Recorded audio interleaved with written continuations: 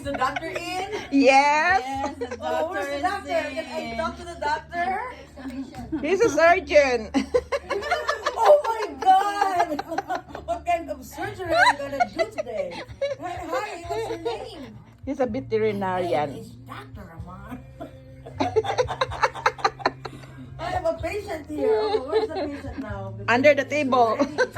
Right here. Tita Chichili, oh. Oh, that's the patient? Oh, here's the patient, Foggy. You're so jealous. He's a veterinarian. Oh. Okay, come here na. Squeeze mo sis yung chicken. Oh, there's the patient. Oh.